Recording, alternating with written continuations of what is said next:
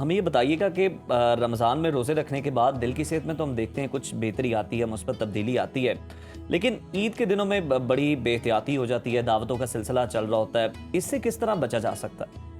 क्यों बचना है? सवाल तो ये है। खाएं पिए सब कुछ खाएं नहीं, पिए। नहीं। दावत है हाँ। आपको बुलाने की, मिलने की।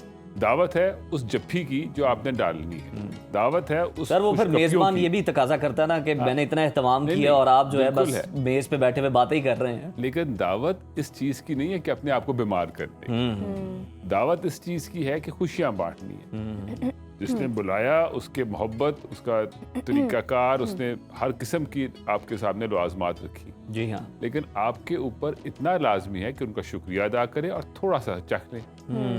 मसला ही वहां आता है कि जिस वक्त हम लोग पुलाव को देख के बेबाक हो जाते हैं और कहते हैं सारा मेरा ही है, बिरयानी देख के, पाए देखकर, तो आप उस वक्त थोड़ा सा जरूर खाएं, हर चीज चखें, लेकिन थोड़ी सी। देखिए एक बात हर दफा, अभी आपसे पहले भी यहाँ पे इल्मी बातें हो रही थी। मजहब में हुक्म है कि भूख रख के खाओ। बेशक, कहीं इस चीज की इजाजत नहीं है कि खुशी के वक्त खुशियों में आके दबा के खाओ। No doubt. हम लोग जो रमज़ान की बरकतों में जो सबसे एक अहम चीज़ सीखते हैं या रिफ्रेश करते हैं, वो अपने मैदे को खाली रखने का तरीका और अपने आप पे काबू करने का तरीका। आजकल आप लोगों ने भी बहुत दफ़ा देखा होगा कि इंटरमिटेंट फास्टिंग की बातें होती हैं। जी हाँ। यानी थोड़ी देर का फाका, इस तरह उसमें रात का भी है, सारा कुछ है। आपको एक ऐसी चीज़ नेमत मिली है जिसमें फाका नहीं है, जिसमें बरक़ात हैं, जिसमें आप इबादत में बिजी हैं, और आपको वहाँ से एक रास्ता दिखाया गया, यहाँ तक कि आपकी हर खुराक का नवाला, सहरी का भी, रफ्तारी का, उसके अंदर बरकतें रखी हुई हैं। तो जिस वक्त आपने बरकतें समेटनी है ना, उसमें ये नहीं है कि ज़्यादा खा लोगे तो ज़्यादा बरकतें आएंगी। बरकत आनी है, थोड़ा खाओ और सारों में बांटो। तो खुशियों के वक्त आपके लिए लाजमी है कि जो आपके इर्द गिर्द के लोग हैं, जिनको शायद उतना खाने को और उतना का पहनने को नहीं मिल रहा, आप अपना उनके साथ बांटें, ताकि वो उनके लिए होगा, और वही जो उनके पेट में गया समझ लें कि वो आपके पेट में भी आए। अच्छा सर, हम दिल के मरज़ की बात कर रहे हैं, आजकल काफ़ी कॉमन है। आप देख रहे हैं कि जो 20s में उनको भी ये इशू हो रहा है, 50s में है तो तब भी आपको ये इशू हो रहा है, तो इसकी वजह क्या है, ऐसा क्यों है? देखिए, दिल का जो बीमारियां हैं और बहुत सारी चीज़ें हैं, उसका पीछे 3-4 चीज़ों से बहुत स्ट्रॉन्ग लिंकअप है। एक, ब्लड प्रेशर, जो कि उम्र के हर हिस्से में आती है। छोटी उम्र में कम लोगों को होती है और बड़ी उम्र में ज़्यादा लोगों को होती है। ज़ियाबतीस, शुगर, छोटी उम्र में कम लोगों को होती है, जो इंसुलिन डिपेंडेंट होती है, बाकी वालों में ज़्यादा हो जाती है। और फिर कोलेस्ट्रॉल, आपकी खुराक, मोटापा, और सबसे बड़ी मुसीबत जो हमारे मुल्क में आजकल बहुत आ गई है, वो तंबाकू नोशी है। वो सिगरेट के हिसाब से भी हो सकती है, वो शीशे के हिसाब से भी हो सकती है, और आजकल वो नया वेप आया है क्योंकि उसके अंदर भी निकोटीन अवेलेबल है, उसमें भी आ सकती है। वो तो सर हम फखरिया यहाँ पे भी हमने देखा कि यंगस्टर्स लटका के हम पीते हैं। असल में वो वाली बात है, जैसे कि एक ज़माने में हाथ में मोबाइल का रखना या वो पैनासोनिक का पुराना टेलीफोन रखना, जेब की ताकत लोग डेमोन्स्ट्रेट कर रहे होते हैं, उससे सेहत की ताकत नहीं आती। ये सारी चीज़ें मिलके दिल की बीमारियों को बढ़ाती हैं। फिर आपकी सबसे बड़ी चीज़ ये है कि हमारे माशरे में आजकल स्कूलों में बच्चों की किताबी इल्म का तो ध्यान कर रहे हैं, लेकिन जिस्मानी इल्म, वर्जिश वगैरह कोई ध्यान नहीं है, कोई प्लेइंग ग्राउंड्स नहीं है, कोई स्पोर्ट्स एरियाज नहीं है।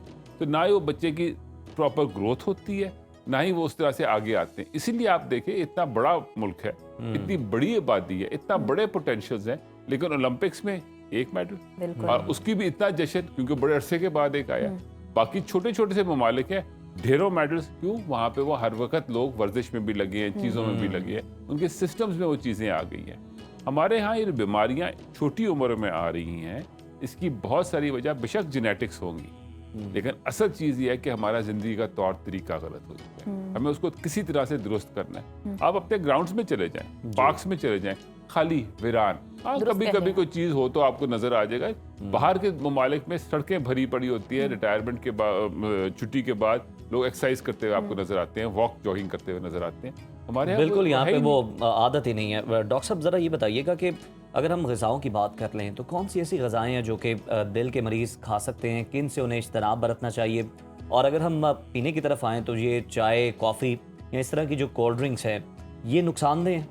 देखिए, चाय कॉफ़ी के बारे में तो सीधी सी चीज़ है कि ये वो 2-4 चीज़ें ऐसी हैं जी। जो दिल की रफ्तार को तेज़ करती है, एक्टिविटी को इंक्रीज ठीक करती है। है। तो अगर किसी को दिल की तकलीफ है तो उसके लिए वो उतनी मुनासिब नहीं है, ठीक है। बिलखसूस जो कैफिनेटेड कॉफ़ीज़ है जी। जिसमें कैफीन ज़्यादा है, जिससे वो इफेक्ट ज़्यादा आता है, तो वो ना, तो डीकैफ रिलेटिवली सेफर गिनी जाती है, एक चीज़। फिर अगली चीज़ रहेगी आपका बेसिकली पुराने मशरूबात, जिसमें लस्सी भी है, जिसमें आपका जौ दूध का भी सोडा। है, इस तरह की चीज़ें हैं, वो इस्तेमाल होती हैं। हर चीज़ इतदाल में हो तो बेहतर है। ये जो चीज़ें हम लोग इस्तेमाल करते हैं, अब आप वो देख लेना कि वो सेल करने के लिए उन्होंने सोडा की जो बोतलें हैं वो जी। बड़े से बड़ी बनती जा रही हैं। पहले वक्तों में वो छोटी बोतल एक आध मिलती थी, अब वो बड़े से बड़ी, ताकि जितना पियो। कोशिश यही है कि हर किसी को इस तरफ लगाया जाए। और उसकी आप मिकदार देखें, अगर एक 250 ml का जो ग्लास आप का पीते हैं, उसकी जो कैलोरिक बर्न है वो 4 किलोमीटर वॉक के बराबर है। हो। फिर कहीं जाके वो बात बनती है। आपको 250 कैलोरीज बर्न करेंगे जो आपकी 4 किलोमीटर 5 किलोमीटर वॉक से पैदा तो होगी। सर लम्हा तो फिक्रिया आपका देखें है। कि हमारे हर मील के बाद हम देखते हैं कि कोल्ड ड्रिंक्स हमारे टेबल पे होती हैं। वो आ गया। फिर आपने कहा, उससे पहले पूछा कि कौन सी चीज़ खानी है। डाइट तो जितनी भी डीप फ्राइड चीज़ें हैं ना, जो हम जी। खास तौर पे खुशियों में और रमज़ान में भी बहुत होता है, जिसमें पकौड़ा भी है, पकौड़ी भी है, समोसा भी है, हर वो चीज़ जिसमें डीप फ्राइंग है, वो आपकी सेहत के लिए सही नहीं है, उतने अच्छे नहीं हैं।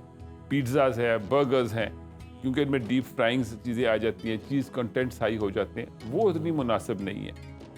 अगर बहुत दिल कर रहा है एक आध स्लाइस ले लो, पर एक आध स्लाइस हफ्ते में एक दफ़ा, ये नहीं कि एक स्लाइस आधे घंटे के बाद। तो वो आप उसको थोड़ा करके इस्तेमाल करें। जो अल्लाह का दिया हुआ फल है जी। वो सबसे सेहतमंद, उसको इस्तेमाल करें। और जितना वो अनअडल्ट्रेटेड, मतलब उसको लोग बड़े खूबसूरती से क्रीमों के साथ और इस तरह के साथ भर देते हैं, उस तरह से नहीं, अनअडल्ट्रेटेड जितना इस्तेमाल करें। देखिए, हमारे मज़हब के अंदर एक बहुत गजब का फल है खजूर, जी। जो हम इस्तेमाल करते हैं। लेकिन अगर आप खजूर भी के ऊपर क्रीम भी लगा दें, बादाम भी भर दें, और फिर एक की बजाय 20 खा लें, तो फिर वो भी तंग करेगा। तो एक आध खजूर इस्तेमाल करें, धुली भी इस्तेमाल करें, ताकि वो आपके पास हो। अजवा की अगर हो तो और क्या बात है। गोश्त के बैलेंस बारे होना में भी चाहिए। बता दें, दिल के जो मरीज हैं उनके लिए गोश्त, मतलब बीफ सही है, मटन सही है, चिकन, क्या लेना चाहिए? जो भी गोश्त हो, जी। जिस मर्जी जानवर का, क्वांटिटी का? एक थोड़ा हो और एक चर्बी से पाक हो, ओके। और फिर उसको आप बॉयल करके या एयर फ्रायर वगैरह में उसमें बनाएं, ताकि वो उसमें ऑयल का कंटेंट खत्म हो जाए, घी का कंटेंट बिल्कुल खत्म हो सही। जाए। ये जो घी है ना, इसको इस तरह समझ लें कि 1 किलो घी ताकत के हवाले से तकरीबन 2.25 किलो चीनी के बराबर है। तो आपको घी को कम से कम करना है, ताकि वो आपकी बाकी चीजें इस्तेमाल हो सके। हाँ, आपने अपने खुराक के अंदर एक घी का या इस फैट्स का एक 40% के करीब हिस्सा रखना है, ताकि आप फुल सर, इसको रिप्लेस किससे कर सकते हैं घी को? घी को आपको रिप्लेस करना है बेसिकली। कुछ कहते हैं आप सरसों का यूज कर लें, कुछ कहते हैं आप देसी घी इस्तेमाल कर लें। आप देखिए, अगर आप अपनी खुराक को बर्न कर लेते हैं जी, और आपका पॉट बेलीज और वजन ज्यादा नहीं होता, तो आप ठीक है। सही। लेकिन जिस वक्त आप अपनी खुराक को बर्न नहीं कर पाते, तो चाहे वो जो मर्जी तेल हो या जो मर्जी घी हो या वो देसी हो या फिजिकल वलैती एक्टिविटी भी हो, सर, है तो हराम। फिजिकल एक्टिविटी भी बहुत ज़रूरी है। सर ये बताइएगा कि अगर किसी भी शख्स का दिल का ऑपरेट हो चुका है, उसके बाद उसकी ज़िंदगी में क्या तब्दीलियां आनी चाहिए ताकि वो सेहतमंद रह सके? अगर बाईपास हो चुका है या कोई और ऑपरेट हुआ है दिल का? देखें, एक बात तो समझ लें कि अगर आपका बाईपास हुआ है तो आप कुछ ऐसा करते रहे हैं जिसकी वजह से वो हुआ है, यानी कि शुगर का ध्यान नहीं रखा, ब्लड प्रेशर का ध्यान नहीं रखा, तो उनको ध्यान करें। शुगर का मुकम्मल कंट्रोल करें, ब्लड प्रेशर का कंट्रोल करें। आप शायद एक्सरसाइज वगैरह नहीं करते रहे, आप वो करें। हाँ, आपने, कई लोग ये भी कहते हैं कि हम सारी उम्र करते रहे, आपने उस एक्सरसाइज की वजह से आपने अपनी बीमारी को डिले किया, क्योंकि आपकी जेनेटिक प्रीडिस्पोजिशन थी, जेनेटिकली आप उस तरफ के माइंड थे। तो आप वो चीज़ें करें जिससे हेल्थी लाइफस्टाइल आता है। बेसिक छोटी सी चीज़ है, 30 मिनट रोजाना वॉक होनी चाहिए। लफ्ज़ 30 मिनट दिया जाता है, फासले के लिए 2 से 3 किलोमीटर है कि इतना फासला ज़रूर करें, मगर 30 मिनट भी करें, और हफ्ते में कम से कम 5 दिन करें। ये एक बेसिक एक्सरसाइज मोड है जो मिनिमम है। इससे ज़्यादा करेंगे तो और बेहतर है, लेकिन इतना तो ज़रूर करें ना। फिर आप अपनी खुराक के अंदर नॉन कॉम्प्लिकेटेड फूड्स को इस्तेमाल करें, जैसे डीप फ्राइड्स को ना करें, बेसिक सैलड्स को इस्तेमाल कर लें, सैलड्स के ऊपर ड्रेसिंग्स ना हो, तो वो सारी चीज़ें इस्तेमाल करें। और फिर अपनी खुराक को थोड़ा रखें। थोड़ा थोड़ा बार बार खाना बहुत बेहतर है कि आप उतना ही सारा इकट्ठा खा एक के साथ अपना खा लें। ब्लोटिंग आपको हो जाती है और फिर आप डकार मारते हैं, सारा दिन फिरते रहते हैं और फिर कहते हैं कि बहुत सारे आप मेरे पास जी। मरीज आते हैं जिनकी माशाल्लाह काफी सेहत होती है और फिर आगे से वो कहते हैं जी डॉक्टर साहब खाना हजम नहीं होता। तो पता नहीं खाना कैसे हजम नहीं होता, इतना तो वजूद बिल्कुल आता ठीक है डॉक्टर साहब, आपने दुरुस्त फरमाया कि कम खा लें वो ज़्यादा बेहतर है आपके लिए, बजाय आप एक ही दफ़ा जो है ना वो अपने मैदे के साथ भी जुल्म करें। बहुत शुक्रिया डॉक्टर साहब आपके कीमती वक्त का।